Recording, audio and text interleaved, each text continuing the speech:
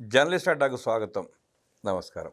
2004వ సంవత్సరంలో రాజశేఖర రెడ్డి గారు ముఖ్యమంత్రి అయిన తర్వాత ఆయన ముఖ్యమంత్రిగా ఉంటూనే మరణించే వరకు జరిగిన అనేక పరిణామాలు, ఆయన ముఖ్యమంత్రిగా రాష్ట్రంలో జరిగిన లూటీ, ఆ లూటీని రూటింగ్ చేయడానికి జగన్మోహన్ రెడ్డిని బెంగళూరులో స్థిరపరచడం, ఆ తర్వాత జగన్మోహన్ రెడ్డి కేసులు, గొడవలు, దోపిడీలు, అరాచకాలు, సరిహద్దులు దాటించి దోచుకున్న డబ్బులు పంపించడాలు, వ్యాపారాలు నిర్మించుకోవడం అనేకం జరిగినాయి. ఆయన మరణించిన తర్వాత తండ్రి శవం అక్కడ ఉండగానే జగన్మోహన్ రెడ్డి సంతకాల సేకరణ చేసి ముఖ్యమంత్రిని చేయాలంటూ పట్టుబట్టాడు. కాంగ్రెస్ అధిష్టానం ఒప్పుకోలేదు. ఆ తర్వాత జరిగిన పరిణామాలు అందరికీ తెలిసినవే.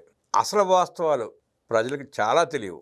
వాటినన్నింటిని విశ్లేషించడానికి, సమగ్రంగా జగన్మోహన్ రెడ్డి నైజాన్ని బయటపెట్టడానికి 45 సంవత్సరాలు జర్నలిజం సీనియారిటీ ఉన్న దుర్గా కుమార్ గారు మనతో పాటు ఉన్నారు. వారిని అడిగి రాజశేఖర రెడ్డి ప్రస్థానాన్ని, జగన్మోహన్ రెడ్డి నైజాన్ని, దోపిడీ విధానాన్ని తెలుసుకునే ప్రయత్నం చేద్దాం. సార్ నమస్తే.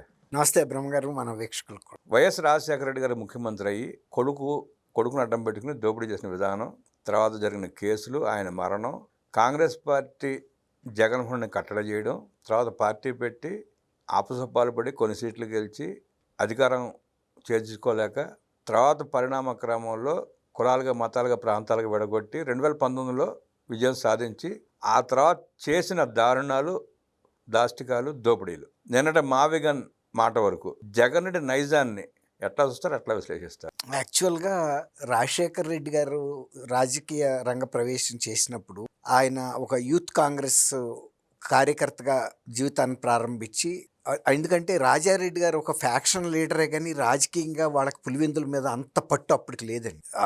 ఆయన కూడా ఆ గనుల్లో వేరే వాళ్ళ నుంచి స్వాధీనం చేసుకుని ఏదో అక్రమ మార్గాల ద్వారా స్ట్రగుల్ పడుతున్న టైం అది. అట్లా అని మరీ లేని కుటుంబం అని కూడా మనం చెప్పలేము. అబవ్ మిడిల్ క్లాస్ ఫ్యామిలీ వాళ్ళది. రాజశేఖర్ రెడ్డి గారు ఒక మంచి భావంతోనే రాజకీయాల్లోకి వచ్చాడు. ఆయన అసలు ఆ 78లో ఆయన ఫస్ట్ టైం శాసనసభ్యుడిగా ఎన్నికయ్యే నాటికి అప్పటి రాజకీయ వాతావరణం కూడా ఇలాంటి, అంటే ఇంత రాజకీయంగా అవినీతి అక్రమాలు లేవు.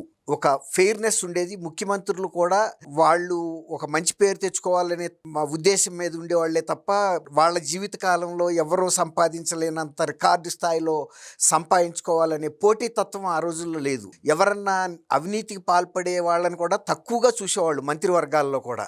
అంటే ఆనాటికి వచ్చే రాజకీయ నాయకుల బ్యాక్గ్రౌండ్ ఇంతో అంతో రాజకీయ కుటుంబాల నుంచి, స్వతంత్ర సమరయోధుల కుటుంబాల నుంచి వచ్చారు కాబట్టి ఆ వాసనలు ఇంకా అప్పటికి ఉండేయండి.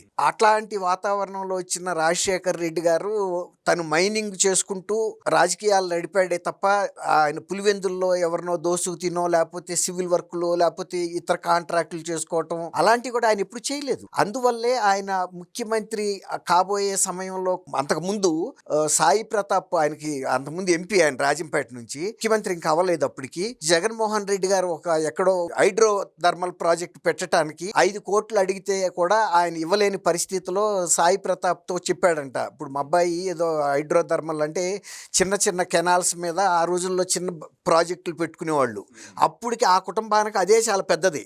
అప్పుడు జగన్మోహన్ రెడ్డికి కూడా 5 కోట్లు తండ్రి, ఎవరైనా ఇప్పుడు తండ్రి కొనలేని మోటార్ సైకిల్ కూడా పిల్లాడు అడుగుతాడు. సండూర్ పవర్ ప్రాజెక్ట్ అనమాట. కరెక్ట్. ఆ చిన్నదే, అది చిన్న యూనిట్.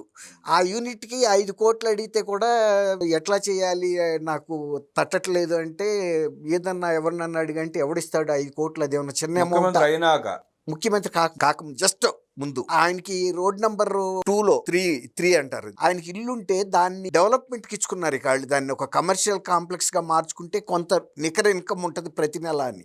దాన్ని రెసిడెన్షియల్గా వాడే బదులు మెయింటెనెన్స్ వెళ్తూ ఉండాలి. అసలు నిజానికి ఆయన పాదయాత్ర పెట్టినప్పుడు కూడా ఆయన దగ్గర ఫైనాన్స్ లేదు, తను చేసుకోలేడు. అప్పుడు కూడా ఈయన ల్యాంకో రాజ్ గోపాల్ ఇట్లాంటి వాళ్ళే పెట్టారు. ఆ మాటకు వస్తే బొత్స సత్యనారాయణ కూడా అప్పటికి ఆబ్కారీ కాంట్రాక్టులు చేసుకుంటా విజయనగరంలో ఆర్థికంగా కొంచెం స్థిరపడి, ఆయనకు ఒక శిష్యుల్లాగా. ఇట్లాంటి వాళ్ళు కొంతమంది ఆయన ఆర్థికంగా చూసుకోకపోతే ఆయన ఆ మాత్రం మెయింటెనెన్స్ చేయలేని పరిస్థితి. ఎందుకంటే అంతకు ముందున్న ముఖ్యమంత్రులు, రాజశేఖర్ రెడ్డి గారు అందరి మీద రిబల్గా ఉన్నాడు, అంటే తిరుగుబాటు వీరుడుగా. దాంతో ఈయన ఆర్థిక ప్రయోజనాలని, ఆ బాక్సైట్ గనుల్ని వాళ్ళు దెబ్బకొట్టారు. దాంతో ఆయన ఆదాయ మార్గాలన్నీ మూసుకుపోయినాయి. కానీ అంతకుముందు ఒకప్పుడు పీసీసీ ప్రెసిడెంట్గా అయిన సమయంలో కూడా ఆయన అప్పటికి ఫైనాన్షియల్గా కొంత ఓకే. అందువల్ల ఆయన పీసీసీ ప్రెసిడెంట్గా ఉన్నప్పుడు పీసీసీని నడపటానికి ఆ గనుల నుంచి వచ్చే ఆదాయం సరిపోయింది. తర్వాత కాలంలో ఆయన ఆర్థిక పరిస్థితి మీద, ఎందుకంటే ఆయన మర్రి చెన్నారెడ్డి గారికి వ్యతిరేకం, కోట్ల విజయభాస్కర్ రెడ్డికి వ్యతిరేకం, నేదురుమల్లి జనార్దన్ రెడ్డి గారికి వ్యతిరేకం, అందరి మీద, ఆఖరికి పివి నరసింహారావు గారి మీద కూడా వ్యతిరేకం ఉండి నంద్యాలలో చెప్పులు వేయించిన పరిస్థితి కూడా రాజశేఖర రెడ్డి గారే. ఆయన ఏంటంటే ఎప్పటికప్పుడు తను ముఖ్యమంత్రి అవ్వాలనే ఈ పోటీలో వీళ్ళ మీద వ్యతిరేకంగా చేసేటప్పటికి రాజశేఖర రెడ్డిని కూడా దెబ్బ కొట్టడానికి వాళ్ళకుండా గనుల మీద దెబ్బ కొట్టారు. అందువల్ల ఆయన ఆర్థికంగా ఇబ్బందుల్లో పడ్డాడు. అటువంటి పరిస్థితుల నుంచి ఆయన ఎప్పుడైతే 2004లో మొదటిసారి ముఖ్యమంత్రి అయ్యాడో, అదే టైంలో జగన్మోహన్ రెడ్డికి కూడా కొంత అవగాహన చిక్కుతుంది. అంటే ఆర్థికంగా ఆ కుటుంబం పడిన ఇబ్బందులు దృష్ట్యా ఇక మనం ఇట్లా కూర్చుంటే కుదరదు, నాతో ఏదైనా గవర్నమెంట్కి సంబంధించినటువంటి ఆస్తులు ఏదైనా పనులు చేయించుకుని వాళ్ళ ద్వారా తను పెట్టే ఇండస్ట్రీస్లో షేర్లని క్విడ్ ప్రోకో అనేది ఫస్ట్ పెట్టింది అప్పుడే. రాజశేఖర రెడ్డి గారు కూడా ఒకటేమనుకున్నాడంటే, నిజంగానే కదా నేను ఇప్పుడు 78లో వచ్చి 2004లో వరకు కూడా నేను స్ట్రగుల్ పడుతున్నాను, ఏదైనా సరే ఇక ఈ పిల్లల కోసం సంపాదించాలనే దానికి ఆయన మెత్తబడ్డాడు. గేట్లు తీశారు. ఎందుకంటే వాస్తవాలు చెప్పుకోవాలి. అప్పుడు రాక మాత్రం ఆయన ప్రజల డబ్బులు తిన్నాడని కానీ ఆ మాట అయితే ఎవడు అనలేడు. అప్పుడు దాకా అధికారం లేదు. ఉన్న ముఖ్యమంత్రులతో కూడా పోరాటం చేయటానికి చూసుకున్నాడు కానీ చిన్న వాటికి ఆర్థికంగా ఆశ పడలేదు కదా. పీసీసీ ప్రెసిడెంట్ అయినప్పుడు కొంచెం బాగా సంపాదించుకున్నాడు, తన మనుషులకు సొంతగా టికెట్లు ఇచ్చుకున్న డబ్బులు లేకుండా వేరే వాళ్ళకి ఇచ్చినప్పుడు ఆదాయం బాగానే వచ్చిందన్న ప్రచారం కూడా జరిగింది. ఇప్పుడు గనులు ఉన్నాయండి, తర్వాత గనుల్ని ఒకటి దెబ్బ కొట్టారు, ఇప్పుడు ముసుగుపోయినాయి. ఫస్ట్లో గనులు అతను రాజారెడ్డి గారు సంపాదించిన వాటిని ఈయన విస్తృత పరిచాడు, కొన్నాళ్ళు లాభసాటిగా నడిచినాయి. మంగంపేట బైరేట్స్ అప్పుడు ఇబ్బంది లేదు. తర్వాత ఎప్పుడైతే ఈ ముఖ్యమంత్రులతో తగాదాలు పెట్టుకోవటం మూలన వాళ్ళు దెబ్బ కొట్టేటప్పటికి క్రమేపీ తగ్గిపోయింది. ఇక చివరికి వచ్చేటప్పటికి దాదాపుగా ఆయన బ్యాంక్రప్ట్ పరిస్థితికి వచ్చాడు. అంతెందుకు, ముఖ్యమంత్రి కనుక కాలేకపోతే అప్పటికి చేసిన అప్పులు వీటి మూలాన కూడా ఆయన వేరే వాళ్ళతో చెబుతూ ఈసారి కనుక నేను ముఖ్యమంత్రి అవ్వకపోతే నేను ఆత్మహత్య అని చెప్పాడంటే ఆయనకి ఎంత స్థాయిలో అప్పులు ఉంటాయో మీరు ఆలోచించండి. కాబట్టి అతను రాజశేఖర రెడ్డి గారు ఈయన వచ్చిన తర్వాత క్విడ్ ప్రోకో ద్వారా ఈయన బెంగళూరులో పెట్టడానికి కారణం ఏంటంటే, ఇక్కడ అల్లరి చిల్లర పనులు చేయటం వలన ఆయన్ని రాజకీయానికి కూడా అడ్డం అవుతుంది, అప్రదిష్ట వస్తుంది, లేనిపోయిన ఇది అవుతున్నాడు, అల్లరి దూరంగా ఉంటే తెలియకుండా దోసుకోవాలని లేదండి. తలనొప్పి కూడా అతని ప్రవర్తన మూలాన కూడా అనేక పంచాయతీలు వస్తున్నాయి. ఆ పంచాయతీలు కూడా తలకాయ నొప్పిగా ఉండి ఆయన్ని రోషే గారు కూడా చెప్పుకున్నాడు. ఎవరో ఒకళ్ళతో అయితే చెప్పుకోవాలి కదా, వీడితో నేను సావలేకపోతున్నాను రోషే గారు, వాడిని ఎట్లన్నా కాస్త బెంగళూరు పడేస్తే అటేపుని పక్కన ఉంటాడు అంటే అది సింపతి గెయిన్ చేసుకోవడానికి ఆ రోజులు ఆ మాటలు చెప్పేవాడు అందరితో. కాదు, ఈయన ప్రోత్సాహం లేకుండా అన్ని 100 కోట్లు 1,00,000 కోట్లు సంపాదించే అవకాశం లేదు. బెంగళూరులో కావాలని కూర్చోబెట్టి అక్కడి నుంచి ఆయన వ్యాపారాన్ని విస్తరించుకునే ప్రయత్నం చేశారని చెప్పి ప్రచారం కూడా ఉంది. రెండు ఉన్నాయి. కొంచెం ఇతను దుందుడుకు మనిషి అండి. దుందుడుకు పనులు చేయటం వలన ఇప్పుడు తను రాజకీయ ఇబ్బంది వస్తుంది. ఈయన ఒక్కడికే లేరు అట్ట కొడుకులు, కొంతమంది రాజకీయ నాయకులకి అటువంటి కొడుకులు ఉన్న సందర్భాలు కూడా ఉన్నాయి. ఒక ఆయన పార్టీ పెట్టి తర్వాత మెర్జీ చేసిన ఒక పెద్ద ఆయన కూడా వాళ్ళ అబ్బాయి గురించి కూడా సోనియా గాంధీ రాక వెళ్ళి మందలించమని చెప్పడం కూడా జరిగినాయి. తర్వాత జగన్మోహన్ రెడ్డి వివేకానంద రెడ్డి గారిని బెదిరించి రాజీనామా చేయించినప్పుడు కూడా సోనియా గాంధీ గారి దృష్టికి వెళ్ళటం కూడా జరిగింది. ఇవేమి కొత్త ఏం కాదు. కాకపోతే ఆయన ముఖ్యమంత్రి అయిన తర్వాత క్విడ్ ప్రోకోకి ఇతను ఎలా సహకరించమంటే అలా సహకరించి భారీగా ఆస్తుల కూడబెట్టుకోవటానికి తండ్రిగా తను వంతు సహకరించాడనేది చెప్పక తప్పదు. గతానికి అక్కడికి మార్పు తెలుస్తుంది. రెండోది ఏంటంటే, మీరు అడిగారు ఈయనకి స్వభావంలో తేడా ఏంటంటే, రాజశేఖర రెడ్డి గారి దృష్టిలో ఒక్కసారి కనుక నా మనిషి అనుకుంటే అతనికి ఎప్పుడో ఒకసారి సహాయం చేసేదాకా ఆయన ఊరుకోడండి. అది ఈయనలో లేదు. అది ఏమాత్రం కూడా లేదు. అదే ధైర్యం మీద చాలామంది ఇతను పార్టీ పెట్టిన తర్వాత చేరిన తర్వాత డిస్పాయింట్ అయ్యారు. రాజశేఖర రెడ్డి గారిలో ఉండే ఆదరణ కానీ, ప్రేమపూర్వకమైనటువంటి లాలన కానీ, దగ్గరికి తీయటం కానీ, ఒక కార్యకర్త గురించిన ఆర్థిక పరిస్థితులు ఎట్లా ఉన్నాయని దృష్టిలో పెట్టుకుని అవకాశం వచ్చినప్పుడు సహాయం చేసే తీరు ఆయనకుంది. ఈయనకేంటంటే ఆర్థికంగా ఒక రకంగా జగన్మోహన్ రెడ్డి అతి క్లిష్టమైన పరిస్థితులు చూశాడు. ఎట్లా చూశాడంటే ఒక తండ్రిని ఆ డబ్బులు అడిగినా కూడా ఆయన ఏ స్థాయిలో కూడా ఇతనికి సహాయం చేయలేని ఒక నిస్సహాయ స్థితిని కూడా చూశాడు. అందువల్ల ఇతనికి డబ్బు మీద కాంక్ష బాగా పెరిగిపోయింది. ప్రతి రూపాయి నా దగ్గరికి రావాల్సిందే కానీ ఏదన్నా వాళ్ళ చేతులకి వడ్డిచ్చేటప్పుడు అంటే మెతుకులు తప్ప ఎవరికి వెళ్ళనివ్వలా. ఇప్పుడు లిక్కర్ కుంభకోణం కానివ్వండి, అతని ప్రభుత్వంలో జరిగిన ఏ కుంభకోణానికైనా సరే అల్టిమేట్ బెనిఫిషరీ ఆయన అయ్యాడు. తర్వాత రాజశేఖర రెడ్డి గారి సంపాదన క్విడ్ ప్రోకో ద్వారా ఎక్కడ బీరుపాలు అక్కడైతే కంప్లీట్గా ఇన్వెస్ట్మెంట్స్ రూపంలో వాళ్ళ సొంత కంపెనీల్లో పెట్టించాడు. తర్వాత ఆ జగన్మోహన్ రెడ్డి గారికిను మీరు అడిగారు తండ్రికి ఇతనికి ఏంటని. తండ్రి స్వభావం ఏంటంటే ఎవరింట్లో అన్న ఒక గ్లాసు మంచినీళ్ళు తాగితే కూడా ఈయన ఇంట్లో నేను మంచినీళ్ళు తాగా, ఈ రుణం నేను ఎప్పుడు తీర్చుకోవాలనే మనసు ఎప్పుడు అతని మీద ఆ విశ్వాసం చూపించేవాడు. అది ఇతనిలో అసలు ఏ మాత్రం లేదు.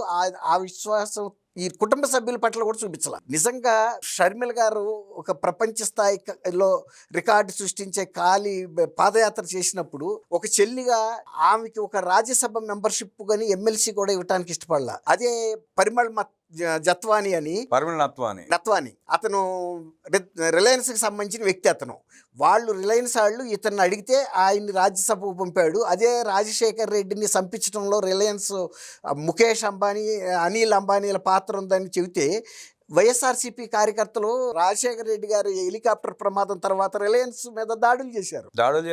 తర్వాత గోలగోలు చేశారు, చాలా నష్టపెట్టారు. ఆ రెండు మూడు ఎన్నికల్లో ప్రచారం కూడా చేశారు. కానీ మరి అదే వ్యక్తికి, అదే సంస్థకు చెందిన వ్యక్తికి ఆంధ్రప్రదేశ్లో ఎవరు సరే ఆయన సొంత పార్టీలోనే కాదు కుటుంబంలోనే ఉందా మనిషి. ఎవరైతే ప్రధాన హరుహురాలు ఉందో షర్మిల తల్లి కూడా ఎంతో సంతోషించేది. విజయం గారు ఇప్పుడు పదవి కోరుకోలే. చావుని రాజకీయం చేసే ప్రయత్నం చేసిన జగన్మోహన్ రెడ్డి వాళ్ళకి అంటగట్టే ప్రయత్నం చేశాడు. తన అధికారంలో రాగానే పరిమళ నట్వానికి రాజ్యసభ మెంబర్ ఇచ్చాడు. ఆ ఇచ్చినాక ప్రజల్లో కూడా కొన్ని ప్రచారాలు జరిగినాయి. ఆ రోజు ఇట్లా అన్నాడు, కాదు జగన్మోహన్ రెడ్డి ఏదో చేశాడు రాజశేఖర రెడ్డి గారిని, అందుకే ఆ రోజు ఆరోపించి వాళ్ళ మళ్ళీ పదవి ఇచ్చాడని చెప్పి కూడా అన్నారు. అది కూడా జరిగిందండి. ఎందుకంటే ఎవరైనా తండ్రి అంత ఆకస్మిక మరణం అంత స్థాయిలో ఉండి చనిపోతే షాక్కు గురవుతారు. కానీ ఆయన షాక్కు గురవలేదు. అక్కడి నుంచి తను ముఖ్యమంత్రి పదవులు ఎలా తీసుకోవాలనేది వెంటనే సంతకాల సేకరణ మొదలెట్టాడు. ఇంకా బాడీ ఇంటికి కూడా రాలా. అందరూ కూడా చాలా షాక్లో ఉన్నారు. ఈవెన్ సోనియా గాంధీ కూడా. ఎందుకంటే ఒక పదవిలో ఉండగా చనిపోయిన ముఖ్యమంత్రి అంటే రాజశేఖర రెడ్డి. అట్లా అందువల్ల దానికి తోడు ఆకస్మికంగా చనిపోవడంతో వాళ్ళు షాక్ లో ఉన్నారు. అసలు నెక్స్ట్ ఎలా ఈ ఆంధ్రప్రదేశ్ లో నాయకత్వం ఎవరికి ఇవ్వాలి ఏంటని ఇక్కడ ఆయన అది చేశాడు. రెండోది ఏంటంటే కరెక్ట్గా ఆయన ప్రమాదం జరిగిన సమయంలో ఈయన అసలు కలకత్తాలో ఉన్నాడు అంటున్నారు. అసలు కలకత్తాలో ఉండటమే చాలా అంటే అది చాలా అపోహలు ఉన్నాయి. అంటే కలకత్తాలో ఉండగల కారణాలు అక్కడ సూట్ కేసు కంపెనీలు ఉన్నాయి 7-8. ఈ లూటింగ్ చేసిన డబ్బునంతా అక్కడ లూటింగ్ చేసుకోవడానికి అక్కడి నుంచి ఉండేవాడు. అది కాదు, అది వేరే విషయం. అక్కడ ఉన్న కారణం కూడా వేరేగా చెప్తారు. అదేంటి చెప్పండి. వాళ్ళు ఏమో రాజశేఖర రెడ్డి గారికి పోయారు, ఆయన పోయాడు. అంత మనిషి పోయినాక ఏది చెప్తారు కాదు. ఈయన ఎవరో ఒక సినిమాకి సంబంధించిన ఒక వ్యక్తిత్వం అక్కడ ఉన్నాడనే భావన కూడా అక్కడే అంటే అప్పుడు మంచి వయసులో ఉన్నాడు కాబట్టి అట్లాంటి వ్యవహారాలు ఉంటే ఉండొచ్చు. అది కూడా అక్కడ రాజశేఖర రెడ్డి గారి బంగ్లాలోనే జరిగిన చర్చ అది. ఆయన చనిపోయి శవం రాకముందే అప్పుడు కలకత్తా నుంచి ఈయన వచ్చాడు. ఆ క్షణంలో ఆయన అక్కడ లేడు. అది అటువంటి పరిస్థితి కూడా కాంగ్రెస్ లోనే చెప్పుకున్నారు. అందుకని కలకత్తాలో కూడా ఏదో ప్యాలెస్ ఉంది, బంగ్లా ఉందని ఉంటే కూడా ఉండొచ్చు, అది వేరే మాట. అయితే ఇప్పుడు మీరు రాజశేఖర రెడ్డి గారికి జగన్మోహన్ రెడ్డి గారి వ్యక్తిత్వాల మధ్యలో ఉండే తేడా అయితే మనం గమనించాము. కానీ ఇతను ఆర్థికంగా స్థిరపడటానికి తండ్రిగా తన వంతు ఎంత చేశాడంటే అంత చేశాడు. కానీ ఆయన ఒకటి ఆకస్మిక మరణం వలన ఇద్దరికి సరి సమానంగా ఆస్తి ఇవ్వాలనే మాట ఆయన కొడుక్కి చెప్పాడు, భార్యకి చెప్పాడు, విజయసాయి రెడ్డి లాంటి మిత్రులకు చెప్పాడు, కుటుంబాలను అంతరంగిక తన తమ్ముడు వివేకానంద రెడ్డి గారు చెప్పాడు. రాజశేఖర రెడ్డి గారి ఆత్మ కేవీపీ రామచంద్రరావు ఆ కుటుంబంలో ఏది జరిగి ఉండదు, జరగదు కూడా ఆయనకు కూడా తెలిసింది. రామచంద్రరావు గారికి కూడా తెలుసు. రామచంద్రరావు గారికి కూడా ఆ బాధ మిగిలిపోతుంది. ఎందుకంటే తను బతికుండగానే ఇంత అన్యాయం షర్మిలకు జరగటం ఒక రామచంద్రరావు గారు కూడా తట్టుకోలేరని మీరు ఎట్లా అనుకుంటున్నారు? ఇప్పుడు ఆయన పెద్ద మనిషి, వీళ్ళు పుట్టిన దగ్గర నుంచి ఆయన చూస్తున్నారు, ఈ స్థాయికి వచ్చారు. ఇవాళ ఆయన కూర్చోపెట్టి ఇది ఆ రోజు నాన్నగారు చెప్పింది ఇది అంటే వినాలి కదా, పిల్లలు వింటారు కదా. వినండి, ఎవ్వరి మాట వినండి. రామచంద్రరావు గారు ఎందుకు బాధపడతాడంటే జగన్మోహన్ రెడ్డి ఎంతో షర్మిల కూడా అంతే ఆయనకి. రెండోది రాజశేఖర్ రెడ్డి గారి అభిమతం ఎప్పుడు కూడా ఇద్దరు రెండు కళ్ళు లాగా సమానంగా ఆస్తి పంపకం జరగాలని అనేక సార్లు రామచంద్రరావు గారితో చెప్పుంటాడు స్నేహితుడిగా. అనేక సందర్భాల్లో అందరితో కూడా చెప్పినప్పుడు రామచంద్రరావు గారితో ఇంకెక్కువ సార్లు చెప్తాడు. ఇది ఇతరులతో చెప్పేటప్పుడు కూడా రామచంద్రరావు గారు అక్కడ ఉంటాడు కాబట్టి వింటాడు. అది జరగలేదే అన్న బాధ, అంటే నా స్నేహితుడి చిరకాల కోరిక మనసులోది అమలు జరగకపోగా పూర్తి భిన్నంగా జరిగింది. అన్యాయం అంటే 95% షర్మిలకు అన్యాయం జరిగింది. 95%. ఒక 5% ఆస్తులు ఆయన ఉన్నప్పుడు ఇచ్చిన ఈయనకి ఇచ్చాడు, ఆయనకి ఇచ్చారు. కానీ అసలు ఆస్తులన్నీ కూడా పంపకాలు జరగలేదు. అది మరి రామచంద్రరావు గారికి ఆ బాధ ఎందుకు ఉండదండి? ఖచ్చితంగా ఉంటుంది. తర్వాత బొత్స సత్యనారాయణ గారు, ఇప్పుడు బొత్స సత్యనారాయణ గారు ఈయనతో పాటు మంత్రివర్గంలో ఉన్నాడే కానీ బొత్స సత్యనారాయణ గారికి కూడా వీళ్ళు వైఎస్ఆర్ కాంగ్రెస్ పార్టీలో ఉన్నప్పుడు విజయం గారి మీద కూడా ఆయన కొన్ని చాలా తీవ్రమైనటువంటి వ్యాఖ్యలు చేశాడు. వీళ్ళ కుటుంబ నైజాన్ని గురించి కూడా చేశాడు. మిమ్మల్ని పార్టీ ఇంత పైకి తీసుకొస్తే ఆ రోజు ఆమె ఎన్నిక అయిన తర్వాత జగన్మోహన్ రెడ్డి గారు కిరణ్ కుమార్ రెడ్డి మంత్రివర్గం మీద అవిశ్వాస తీర్మానం పెడితే అవిశ్వాస తీర్మానానికి విజయం గారు మద్దతు వచ్చింది, అంటే తల్లిగా ఇచ్చింది. కానీ ఆమెని రాజశేఖర రెడ్డి గారు మరణం తర్వాత ఏకగ్రీవ ప్రతిపక్షాలు కూడా సహకరించినాయి. అంటే ఆమె కాంగ్రెస్ టికెట్ మీద గెలిచినట్టే కదా. ఆల్మోస్ట్ రాజశేఖర రెడ్డి గారి స్థానంలో వచ్చినప్పుడు ఆ పార్టీ తరపున ఉన్నప్పుడు అదే పార్టీ మీద కొడుకు పెట్టినా కూడా నిజానికి నైతికంగా మద్దతు ఇవ్వకూడదు. ఎందుకంటే కాంగ్రెస్ పార్టీ వాళ్ళకి ఆ గౌరవం ఇచ్చింది ఆయన మరణం తర్వాత. అప్పుడు ఆయన అన్నాడు, మీరు సెంటిమెంట్ ఉపయోగించి రాజకీయాలు చేస్తున్నారు, మిమ్మల్ని ఏకగ్రీవంగా పార్టీ ఎన్నిక చేసిన తర్వాత కూడా మీరు జగన్మోహన్ రెడ్డితో, అంటే జగన్మోహన్ రెడ్డి గారు అప్పటికే డిఫర్ అయ్యాడు. ఎందుకంటే వేరే వాళ్ళని ముఖ్యమంత్రిగా పెట్టడం ఆయనకి ఇష్టం లేదు, కిరణ్ కుమార్ రెడ్డి గారిని ఇవ్వటం ఆయనకి ఇష్టం లేదు. కాబట్టి విజయం గారైనా అదే వివేకానంద గారు ఉన్నాడు అనుకోండి, ఆయన ఏమన్నాడు, జగన్మోహన్ రెడ్డి నా పార్టీలోకి రమ్మంటే లేదు, మనం ఈ కుటుంబానికి గుర్తింపించిన పార్టీ, ద్రోహం చేయకూడదు అన్నాడు. అది విజయం గారు కూడా పాటించాల్సిన అవసరం ఉంది అక్కడ. విజయం గారు తరం వేరు, జగన్మోహన్ రెడ్డి ఆలోచన వేరు. కానీ అక్కడ కూడా విజయం గారు కొంచెం తడబడబట్టే బొత్స గారు నిర్మోహమాటంగా ఆయనకి రాజకీయంగా ఎంత గురువు అయినా వైఎస్ గారు ఆయన భార్య అయిన విజయమ్మ గారి మీద పరుషంగా మాట్లాడాడు, అసెంబ్లీలోనే మాట్లాడాడు. ఆ తర్వాత పరిణామాల్లో ఆయన వైఎస్ఆర్ కాంగ్రెస్లోకి వెళ్ళాడు, అది వేరే మాట. తర్వాత ఆయన వైఎస్ రాజశేఖర రెడ్డిని కూడా విమర్శించాడు, చర్మలను విమర్శించాడు. అవును. కాబట్టి రాజశేఖర రెడ్డి గారిని నమ్మి జగన్మోహన్ రెడ్డి గారి పార్టీలోకి వెళ్ళిన అందరూ కూడా భంగపడ్డారు. ఇప్పుడు ఈ మావి గన్ అని పెట్టిన తర్వాత అసలు ఇతనికి ఒక పరిపక్వత లేని నాయకుడు పార్టీలో మనం కొనసాగటం ఎందుకు అనే పరిస్థితికి వచ్చింది. రెండోది ఏంటంటే అసలు ఆయన 5 సంవత్సరాల పరిపాలన కూడా రాజశేఖర రెడ్డి గారి పరిపాలనతో కూడా ఎట్లా పోల్చలేమంటే, రాజశేఖర రెడ్డి గారు తను ఎంత క్విడ్ ప్రోకో ద్వారా ఇట్లా సంపాదించినా ఎంతో కొంత ప్రజలకు సేవ చేయాలనే ఇది ఉంది. ఇప్పుడు అసలు అన్నిటికన్నా దారుణమైన విషయం ఏంటంటే లిక్కర్ కుంభకోణం అండి. ఆంధ్రప్రదేశ్లో జరిగిన లిక్కర్ కుంభకోణం కొన్ని లక్షల మంది ప్రజల జీవితాలను అస్తవ్యస్తం చేసింది. చనిపోయారు, ఆర్థికంగా దెబ్బతిన్నారు, కుటుంబ సభ్యులు కోల్పోయారు, తర్వాత ఆరోగ్యంగా పరంగా కోల్పోయారు. సుమారుగా 70-80 వేల మంది చనిపోయారు. రెండోది ఆర్థికంగా రాష్ట్రానికి రావాల్సిన ఆదాయం వ్యక్తిగతంగా జగన్మోహన్ రెడ్డి గారికి వెళ్ళిపోయింది. దాని మూలాన ఆర్థిక వ్యవస్థ కుదేలైపోయి ఆంధ్రప్రదేశ్లో ఫస్ట్ టైం ప్రజలు వలసబాట పట్టారు, గ్రామాలు వెలవెలబోయినాయి, ఆర్థిక చలామణి లేదు. అట్లాంటి దెబ్బ ఎప్పుడు కూడా రాజశేఖర రెడ్డి గారి టైంలో కానీ ఇంకెవరి టైంలో కూడా ఆంధ్రప్రదేశ్ దెబ్బతినలా.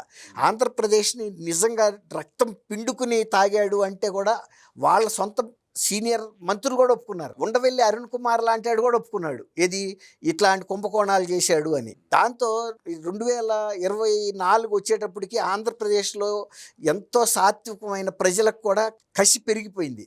అసలు ఇటువంటి వ్యక్తిని జీవితంలో ఇంకెప్పుడు కూడా మనం ఎన్నుకోకూడదు. 2019లో వంచనకి గురయ్యాం, అతను ఇచ్చిన హామీలు ఏది కూడా నెరవేర్చలేదు, మనని దోసుకుంటాం తప్ప ఇతను రాజశేఖర రెడ్డి గారి DNA లేదు. సొంత కుటుంబ సభ్యులు కూడా ఫీల్ అయ్యారు, రాష్ట్రంలో ప్రజలందరూ కూడా, ఒక సామాన్య మానవుడు కూడా, సామాన్య ఓటర్ కూడా ఫీల్ అవ్వబట్టే అటువంటి క్రషింగ్ డిఫీట్ వచ్చింది. ఇంకా కూడా ఇతను ప్రతిపక్షంలో ఉన్నా కూడా రాష్ట్రాన్ని ముందుకు వెళ్ళనివ్వకుండా ఈ రాజధాని మీద తకరారు పెడుతున్నాడు. ఇప్పటికి కాసేపు ఏమో సపోర్ట్ అంటాడు, కాసేపు వ్యతిరేకం అంటాడు. దీంతో మొన్న నిజ స్వరూపం అయితే బయటపడిందండి. లోక్సభలో రాజ్యసభలో దాన్ని వ్యతిరేకించడమే కాకుండా వాకౌట్ కూడా చేశారు. తర్వాత అమరావతి రాజధాని రెండోసారి పునర్నిర్మాణం చేస్తుంటే కూడా ఆటంకం కలిగిస్తాయి. ఇదివరకు రాక్షసులు యజ్ఞంలో తీసుకొచ్చి మాంసాలు మద్యం పోసి భగ్నం చేసేవాళ్ళని విన్నాం మనం. అట్లా అమరావతిని రాజధాని కాకుండా ఇతను చేసినటువంటి నికృష్ట పనులన్నీ కూడా చూసిన తర్వాత సొంత పార్టీలో నాయకుల్లో ఎంత వ్యతిరేకత అసహ్యం వచ్చిందో ప్రజలకైతే ఇక చెప్పనే వద్దు. మొన్నటి తర్వాత అందుకే ఏ రాజకీయ నాయకుడు కూడా ముందుకొచ్చి బయటకు వచ్చి సమర్థించట్లా. దీన్ని నుంచి ప్రజలు దీన్ని తప్పించాలి ఆలోచనని ఇప్పుడు ఆంధ్రజ్యోతిని టార్గెట్ చేసుకున్నాడు. ఒక ప్రతిపక్షానికి నీ పని నువ్వు చేయకుండా ఒక పత్రికని లక్ష్యంగా చేసుకుని పోరాటం ఏంటండి? నువ్వు చేయాల్సింది అసెంబ్లీలోకి వెళ్ళి ప్రజా సమస్యల మీద పోరాడాలి. అంతేగాని ఒక పత్రిక మీద నేను దాడి చేస్తాను, ఆ పత్రికాధిపతిని నేను తిప్పిన పోలీస్ స్టేషన్ తిప్పకుండా అంటే నీ పత్రికలో చంద్రబాబు నాయుడు గారిని వివేకానందలో చంపిన వ్యక్తి మొదటి వ్యక్తి అని రాశారు. భారతి గారిని ఎన్ని కేసులు పెట్టి ఎన్ని పోలీస్ స్టేషన్లకు తిప్పాలి, ఎన్ని లాకప్ రూముల్లో పెట్టాలండి? అవునా కదా? ఇప్పుడు ఆయనే కదా ముఖ్యమంత్రి, చంద్రబాబు గారే కదా. మరి ఆయన చంపాడా వివేకానంద రెడ్డి? ఆయన పత్రిక మీద దాడి చేసేంత ఏముంది అక్కడ? అదే మరి ఇప్పుడు అటువంటి వార్తలు రాసిన నీ పేపర్ అధిపతినే వాళ్ళు అసలు పట్టించుకోలే. సరే, ఇది ఒక ప్రశ్న తలెత్తుందండి ప్రజల్లో. ఆనాడు టీడీపీలో ఉన్న మహిళా నాయకురాలని ఇష్టం వచ్చినట్టు దూషించారు, దారుణంగా వ్యక్తిహనాలు చేపించారు, భయంకరమైన బూతులు తిట్టారు, వీడియోలు చేశారు. అప్పుడు ఒక మాట మాట్లాడలే. సరే, ప్రత్యక్ష పార్టీ కాబట్టి అనుకోవచ్చు. వైఎస్ఆర్ కాంగ్రెస్ పార్టీలో 99% మంది కాంగ్రెస్ నుంచి వెళ్ళిన వాళ్ళే. వాళ్ళందరూ కూడా వైఎస్ రాజశేఖర మీద అభిమానమనో ప్రేమనో ఆయన మేలు చేకూర్చాడని చెప్పి ఇక్కడ చేరారు. వాళ్ళందరూ చూసేది వైఎస్ రాజశేఖర రెడ్డి గారి మొహమే కదా. అలాంటి రాజశేఖర రెడ్డి గారి భార్యని కూతుర్ని ఇష్టం వచ్చినట్టు వ్యక్తిహరణకు పాల్పడుతూ విజయమ్మ గారిని కూడా శంకిస్తూ రాజశేఖర రెడ్డికి పుట్టలేదంటూ కూడా ప్రచారాలు చేశారు. ఇదే సాక్షి పేపర్లో, ఇదే సాక్షి మీడియా, ఇదే వైఎస్ఆర్ కాంగ్రెస్ పార్టీ కార్యక్రమం. ఆనాడు ఒక్కళ్ళు మాట్లాడలే, ఒక్కళ్ళు మాట్లాడాలి ఆ పార్టీ నుంచి, ఖండించలా. మరి ఏ రకంగా వీళ్ళు వైఎస్ రాజశేఖర రెడ్డి గురించి మాట్లాడుకుంటారు, ఆయన సిద్ధాంతాల గురించి చెప్పుకునేది ఏం లేదండి. నేను ఒక సింపుల్ క్వశ్చన్ మిమ్మల్ని అడుగుతానండి. ఒక మంచి నీటి సెలయేరు వెళ్ళి ఒక మురుగు చెరువులోకి కలిసిపోయిన తర్వాత ప్రవహిస్తున్న నీటికిను కలిసిపోయిన నీరు ఒకటవుద్దండి. ఇది ఫ్రెష్ వాటర్. 5 నిమిషాల్లో దాంట్లో కలిసిన తర్వాత అది మురుగు నీరు అవుతుంది. కాబట్టి అటువంటి పార్టీలోకి వెళ్ళిన తర్వాత ఒక నైతిక విలువలు లేకపోతే రాజకీయ విలువలు కానీ, కుటుంబ విలువలు కానీ, సామాజిక విలువలు కానీ పాటిస్తారు అనుకుంటాం మన అత్యాశ అండి. ఎందుకంటే ధృతరాష్ట్రుడి సభలో విదురుడు లాంటాడు, భీష్ముడు లాంటాడు, మాట్లాడటానికి అవకాశం ఉండదు. ధృతరాష్ట్రుడు దుర్యోధనుడు ఏదనుకున్నారో అదే జరుగుతుంది. కాబట్టి ఆ పార్టీకి దుర్యోధన ధృతరాష్ట్ర సభకి ఏమి తేడాలి అంతే. ఇన్ని దారుణాలు ఇన్ని ఘోరాలు చేసినా కూడా ఇవాళకి జగన్మోహన్ రెడ్డి ప్రజల ముందుకు వచ్చి మాట్లాడుతున్నాడంటే అసలు బేసిక్ గా ఇంకొక ప్రశ్న అండి. అతని మానసిక స్థితి సరిగ్గా లేదా, సరిగ్గా లేక ఇలాంటి పనులు చేస్తున్నాడా, ఎందుకు అతను మెంటల్ గా ఎందుకు అలా ఇబ్బంది పడుతున్నాడు, ఏంటి కారణం అని కూడా అడుగుతున్నారు ప్రజలు. ఏమైండొచ్చు అంటారు? అది బహుశా మరి అంత డబ్బులు అక్యుములేట్ అయిన తర్వాత మరి ఆ డబ్బుని ఎలా మేనేజ్ చేయాలి అనేది తెలియక కూడా మరి అట్లాంటి అవస్థలు పడతారా?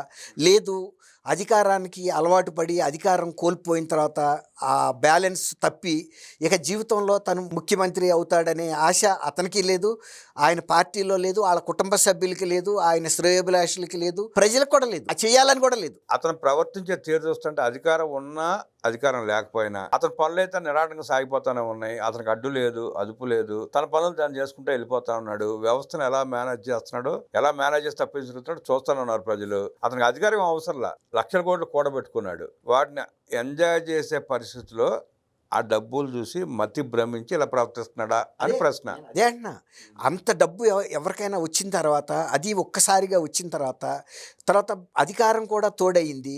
ఆ అధికారం ఎట్టా ఉపయోగించాలో తెలియక ఈ ప్రజావేదిక కూల్చేయమనలేదా? ఎవడన్నా ఇంతవరకు భారతదేశ చరిత్రలో అట్లాంటి కట్టడాన్ని ప్రజల కోసం కట్టిన దాన్ని కూల్చిన సందర్భం, అందులో ఫస్ట్ పట్టాభిషేకం అవ్వగానే ఎవరైనా చేశారా? ఇవాళ వరకు దాన్ని కనీసం ఇక్కడ కాకపోతే ఇంకోసాటన్నా పునర్నిర్మించాడు అతను. పోనీ అక్కడ అభ్యంతరం ఉంది, ఇంకా ఇతర సాటైనా కట్టాలిగా. ఇమ్మీడియట్గా 24 గంటల్లో కూల్చిన దాన్ని 24 రోజుల్లో నిర్మాణం కూడా చేయాలిగా, చేసి చూపించాలి కదా. మీకేమీ నష్టం జరగలేదు మళ్ళీ నేను నిర్మించానని అంటే అతను ఎప్పుడు విధ్వంసం వైపు ఉండే మనిషేనండి. కాబట్టి ఇక అతని మెంటల్ బ్యాలెన్స్ గురించి మనం చెప్పడానికి మనం సైకియాట్రిస్టులం కాదు, సైకాలజిస్టులం కాదు, ఇంకొక డాక్టర్స్ కాదు. కానీ సామాజికంగా చూసే ప్రతి వ్యక్తికి అర్థం కాబట్టే మొన్న 2024లో ఇతనికి పరిపాలనకి ఎట్టి పరిస్థితిలో పనికి రాడని 11 సీట్లకు పరిమితం చేశారంటే ప్రతి ఓటరు డాక్టర్. ఇక అంతకన్నా అర్థం కాలేదనుకోవటం పొరపాటు. ప్రతి సామాన్య ఓటరు కూడా బూత్లోకి వెళ్ళి బటన్ నొక్కటం ద్వారా ఆయనకి ట్రీట్మెంట్ ఇచ్చారు. అతనేంటో కూడా చెప్పారు. ఇక అంతకు మించి ఎంతమంది డాక్టర్లైనా విదేశాల నుంచి మందులు తెచ్చినా బాగుపడతారని కొన్ని రకాల మనుషులు మారరు, కొన్ని జబ్బులు తగ్గవు కూడా. మాట తప్పును మడమ తిప్పను అంటాడు. ఒక అమరావతి విషయంలో చూసుకుంటే కనీసం 20 సార్లు మాట తప్పాడు, మడమ తిప్పాడు. రోజు మార్చాడు, రోజుకి మార్చాడు. నిజంగా కనుక అతను పోరాట వీరుడే అయితే అది అని చెప్పాడు కదండి, మావి గన్. ఆ మావి గన్ కోసం వెలగపూడిలో కూర్చుని మావి గన్ పెట్టే వరకు నేను ఇక్కడ నిరాహార దీక్ష కొనసాగిస్తా, ప్రజల కోసం నేను ఇది పెడుతున్నాను, మళ్ళీ నన్ను 29లో ప్రజలు ఎన్నుకున్న తర్వాత మావి గన్ పెట్టి అప్పుడే నేను నా ఇంటికి వెళ్తానని చెప్పాలి. అప్పుడు ప్రజలు ఏం తీర్పు చెబుతారో చూస్తారు. మావి గారిని సపోర్ట్ చేస్తున్నారా, ఇంకా ఆ 11 కూడా ఇవ్వకుండా ఇంటికి పంపిస్తారా? మీరు జగన్ రెడ్డి సవాల్ విసురుతున్నారు. షర్మిల ఇందాక ప్రెస్ మీట్ పెట్టి జగన్మోహన్ రెడ్డి మావిగాన్ జోకర్ అని చెప్పి తేల్చేసింది. అంతేగా, నేను అందుకే కూర్చోమంటున్నా. కూర్చుంటే ప్రజలు 29లో మళ్ళీ తీర్పు చెబుతారు కదా. మావిగాన్ని కోరుకుంటే నిన్ను ముఖ్యమంత్రిగా చేస్తారు, నువ్వు అక్కడే మావిగాన్ అని ప్రకటించి నీ ఇంటికి వెళ్ళు. అసలు నువ్వు మావిగాన్ ఏంటరా, నీ బొంద మావిగాన్ను మాకొద్దు, మేము అప్పుడే తేల్చేసాము నీ సంగతి 2024లో. నేను అసలు ఆ 11 కూడా ఇవ్వటం లేదన్నప్పుడు కూడా ఈయన ఇంటికి లేచి వెళ్ళిపోవచ్చుగా ప్రశాంతంగా, ఇక చాప దులుపుకుని భుజాన వేసుకుని. అదే పరిస్థితి. ఆమె అన్నది జోకరే. జోకర్ కాకపోతే అటువంటి మాట ఎవడు మాట్లాడండి. కాబట్టి జగన్మోహన్ రెడ్డికి రాజకీయంగా పరిపక్వత లేదు. అసలు ఒక పార్టీని నడిపేంత అర్హత కానీ ఒక మాజీ ముఖ్యమంత్రిగా మాట్లాడే స్థాయిలో మాట్లాడలేదు. తర్వాత ఒక మాజీ ముఖ్యమంత్రి కొడుకు కూడా, మళ్ళీ ఒక వార్డు మెంబర్ కొడుకు కూడా ఆ స్థాయిలో కాబట్టి ఇక అంతకన్నా మనం ఏం చెప్పలేం బ్రహ్మం గారు. వైఎస్ రాజశేఖర రెడ్డి, వైఎస్ జగన్మోహన్ రెడ్డి అధికారాన్ని అడ్డం పెట్టుకుని చేసిన లూటీ విధానాన్ని, దోపిడీ పద్ధతిని, అలాగే అధికారం కోల్పోయిన తర్వాత జగన్మోహన్ రెడ్డి వ్యవహరిస్తున్న తీరుని, మాట తప్పి మడమ తిప్పి అనేక సార్లు అమరావతి మీద మాట్లాడి అబాస్ పాలయ్యి ఇవాళ మావిగన్ అంటూ కొత్త పదాన్ని ఎత్తుకుని జగన్ రెడ్డి వ్యవహరిస్తున్న తీరుని, అలాగే షర్మిలారెడ్డి జగన్ రెడ్డిని జోకర్ అంటూ అనడాన్ని సమర్థిస్తూ, నిజంగా మావిగన్ సాధించాలి అనుకుంటే మాట మీద నిలబడి వెలగపూడిలో నిరాహార దీక్ష చేసి మావిగన్ సాధించే వరకు మాట తప్పకుండా మడమ తిప్పకుండా తన దీక్షను కొనసాగించాలని విశ్లేషించిన దుర్గాకుమారి గారికి ధన్యవాదాలు తెలియజేస్తూ నమస్కారం. నమస్కారం అండి.